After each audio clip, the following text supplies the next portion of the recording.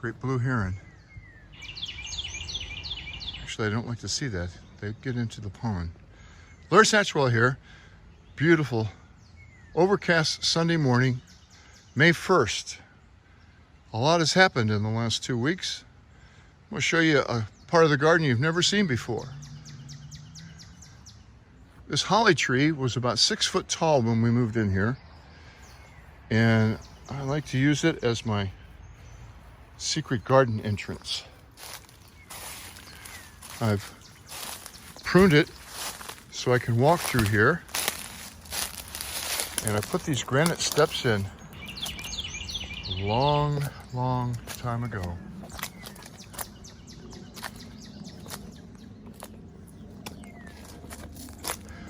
And it takes us right down to the garden. This is my potato box, the extra large pot my friends at the greenhouse gave me. Red and white potatoes in there. Still struggling with the weeds and the strawberries, but we are getting some strawberries. Had the first ones this week. This is my main onion crop with spinach planted between it, some radishes, some carrots. This is Pine Trees Mix lettuce. This is a lettuce variety called Salad Bowl. You cut it back and it keeps coming. Most of this leaf lettuce does that. And I've got some weeds. While we're here, look at the raspberries. Man, we're gonna have some raspberries. Raspberries are one of my wife's favorite fruits, and she buys them year round. But we have never had this many. Let me show you the variety. Going back down this bed, I finally have some tomatoes planted. These onions were planted last fall. This is a tomato called Charger from Seeds and Such.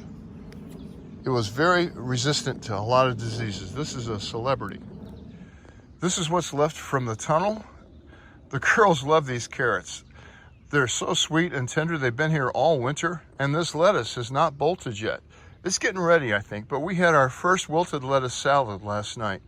Man, that was good. I'll try to get my wife to film her making it. I can't make it like she does.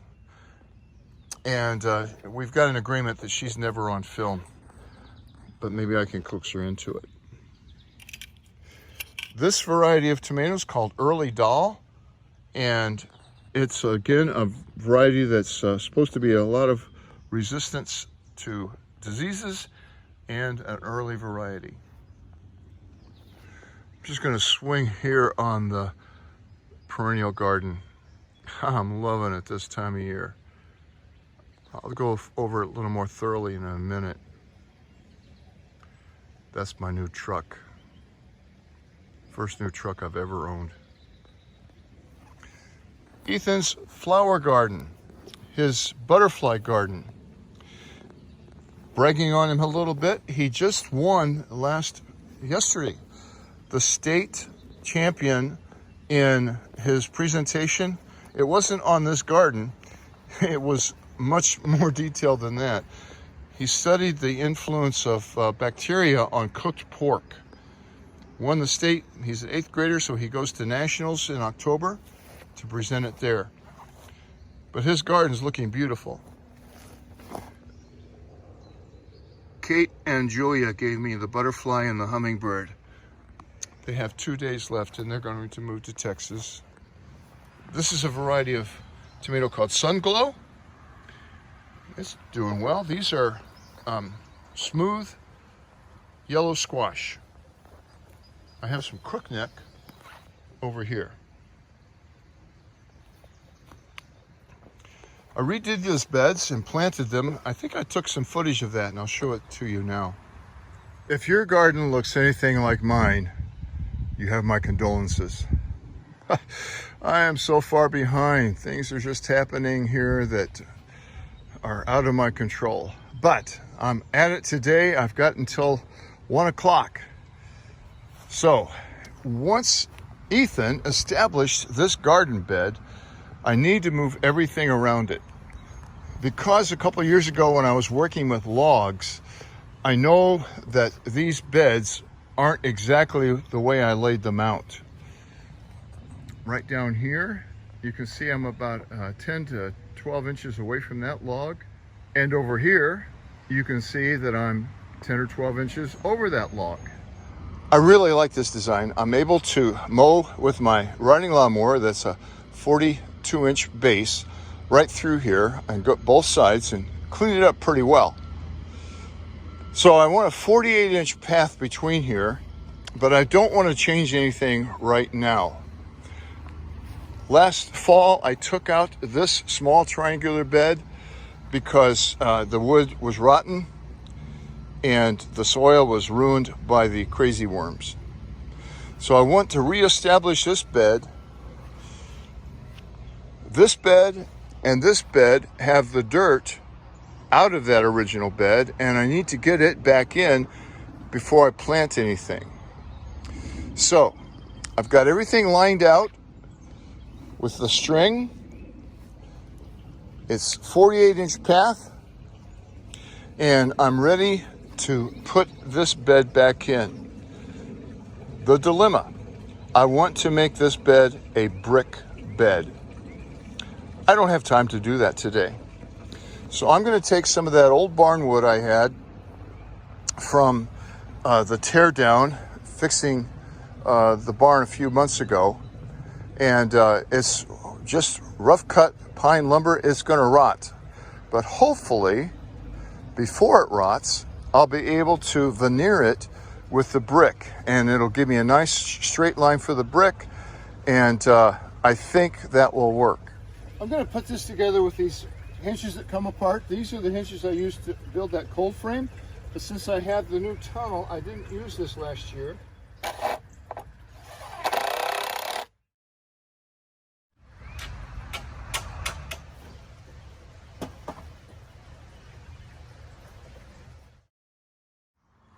I have 3 or 4 pepper plants. We don't eat a lot of peppers.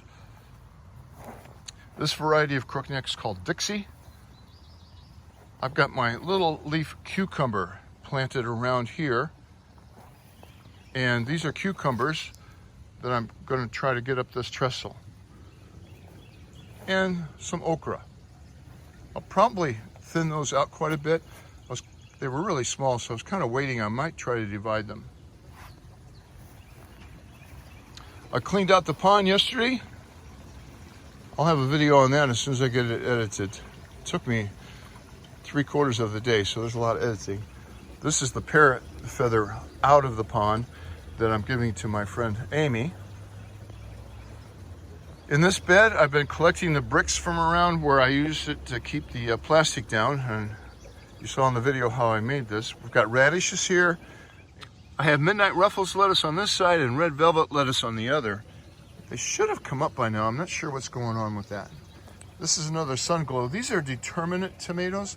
That means they're not going to get very tall. When you buy your tomatoes, you need to know if they're indeterminate or determinate, and that will tell you what size cage you need. Got the hummingbird feeder here, and I'm still taking video of it, and my trailing rose here. I still have not planted the annuals here. I haven't been happy with the ones I've found. I'm still looking for some. And this is a Mexican petunia. I bought 2 Mexican petunias. They're really pretty, and they're supposed to get 3 or 4 feet tall. I'm hoping they'll look good on this fence. And they'll reseed and grow from rhizomes underneath. I do have a volunteer squash, and I mowed around it yesterday. I'm going to see what it does. And now to the perennial garden. I love these spikes. The yellow yarrow is coming up behind this yarrow.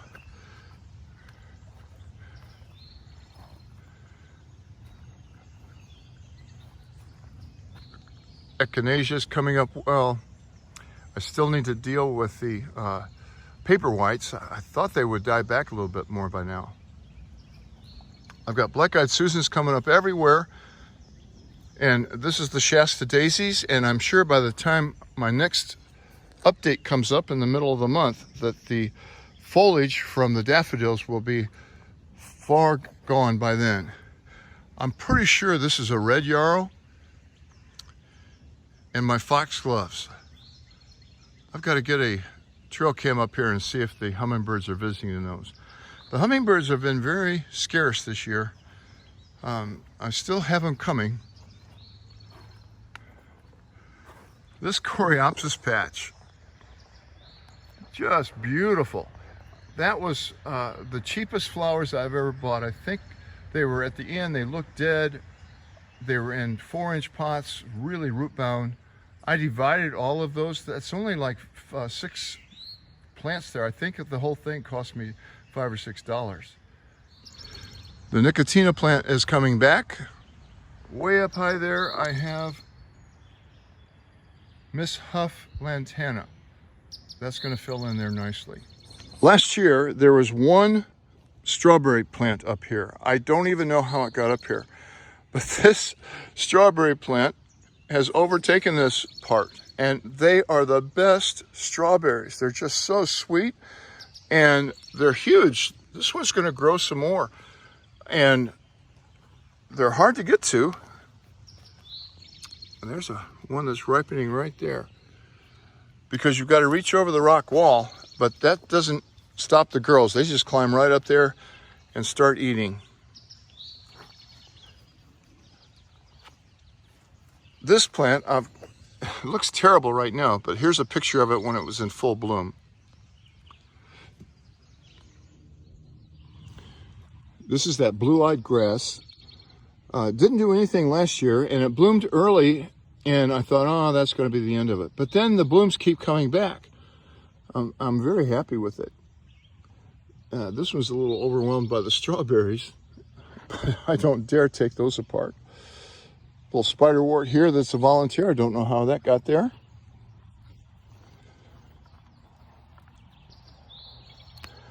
And here are the steps we came down. So we've made a full circle. Back at the top of the hill, this is a split leaf. The variety is called Dragon, weeping maple. It'll never look better the rest of the year. It has its deep red color. So the flowers that didn't get planted last year, I've got coming up. Red morning glories, hopefully some Nicotina plants because I haven't been able to find them, and some moon vine coming up here.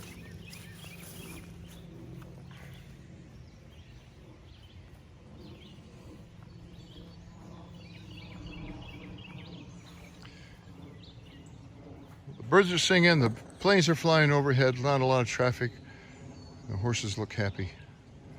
I hope your garden's doing well. We're supposed to get some rain today, and we need it. I'm going to leave you watching the fish this morning. One of my favorite places to sit and do nothing. Thanks for watching.